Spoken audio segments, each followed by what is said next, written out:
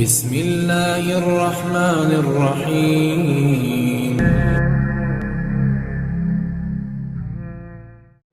آیت اللہ شمس الدین بھی ایک جوان کا واقعہ بیان کرتے ہیں۔ واقعہ میں نے کئی دفعہ بیان کیا، بس میں ان کی سٹیٹمنٹ بیان کروں کہ جب ایک عالم نے ان سے پوچھا جوان سے کہ کبھی تم نے امام کو دیکھا ہے، تو وہ اتنا پرہیزگار تھا، اس نے بولا ہاں 1 گھنٹہ پہلے اسی شہر میں تھے امام۔ اس نے پوچھا کہ کیسے اس مقام پہ پہنچتا ہے آدمی، تو انہوں نے ایک فارمولا دیا، بس کہا کہ اپنے آپ تک پہنچیں۔ یعنی اپنے آپ تک پہنچنے کا کیا مطلب؟ مثال کے طور پر خدا نہ خواستہ آپ بیمار ہو گئے، یا کوئی بیمار ہے، اب بیمار تو نہ دوائی کھا سکتا ہے، نہ کھانا کھا سکتا ہے، نہ اپنا خیال رکھ سکتا ہے، تو کون پہنچتا ہے اس تک؟ اگر ہاسپٹل میں ہے تو نرس، ڈاکٹر، کوئی جو اس کے ساتھ ہے، اٹینڈنٹ، وہ پہنچتا ہے تاکہ اس کی بیماری دور ہو، یہ صحیح ہو۔ وہ جوان کیا کہہ رہا ہے؟ خود اپنے آپ تک پہنچو، یعنی کوئی نہیں پہنچے گا، خود پہنچو، خود دیکھو مرض کیا ہے تمہارے اندر، خود جانتے ہو تمہیں کیا مشکل ہے۔ ہر انسان خود جانتا ہے، ایسا ہو ہی نہیں سکتا کہ آپ کو نہ پتا ہو کہ آپ کی پرابلم کیا ہے۔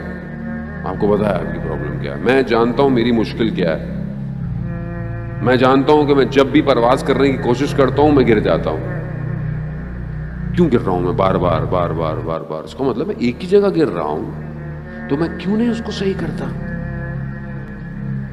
اور میرے اختیار میں نہیں ہے، میرے بس وہ آپ کے اختیار میں نہیں ہے، تو اللہ نے آپ کو یہ دیے ہوئے نا جو با اختیار ہیں، ان کے دروں پہ آئے،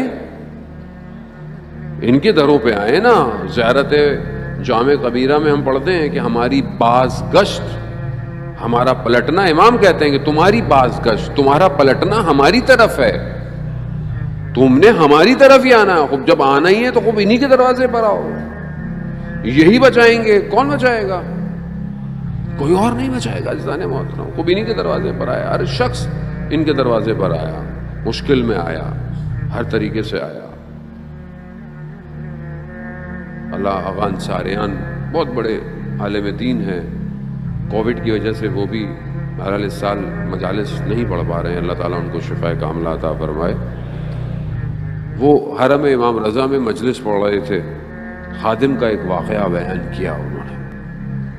خادم حرم کا سو رہا ہے، اس نے خواب میں دیکھا، ظاہر ہے حرم کا خادم ہے، اس کا خواب بھی ویسے ہی ہے کہ امام آئے، کہا فلانے دروازے پر کوئی آیا ہے، اس کی حاجت کو پورا کرو۔ حرم کے بہت سارے دروازے ہیں، خدا آپ سب کو حرم امام رضا کی زیارت نصیب فرمائے۔ خب کیا شان و شوکت ہے اس حرم کی، کیا کیفیت ہے اس حرم کے، ہر صحن کے اندر ایک الگ احساس پیدا ہوتا ہے۔ اتنے سال گزر گئے مجھے کہ انہی کا کرم ہے سب کچھ، جو بات اب تک بنی ہوئی ہے انہی حرم کے اس صحن میں آج تک مجھے یاد ہے۔ جب میں پہلی دفعہ زیارت پہ بھی گیا تھا، اس کے بعد امام نے ہمیں بلا ہی لیا، پڑھنے ہی آ جاؤ، یہیں کے ہو جاؤ۔ وہ جو کیفیت ہے میں آج تک اس کو محفوظ کیے ہوئے ہوں، اس صحن میں جو گوہر شاد کا صحن ہے۔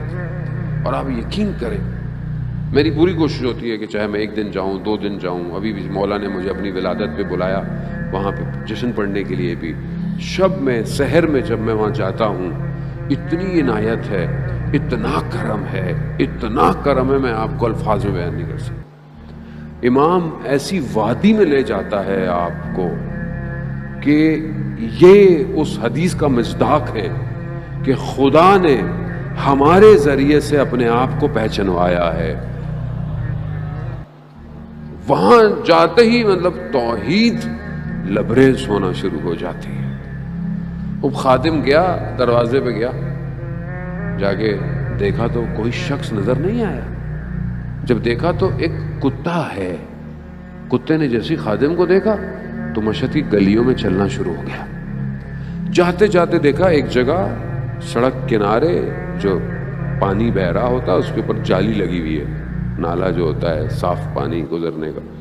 دیکھا اس کا بچہ اس جالی میں پھنسا ہوا ہے، انہوں نے دیکھا، اس کو نکال لیا۔ آغا انصاریان حرم امام رضا کے اندر امام سے مخاطب ہوئے، یا امام رضا،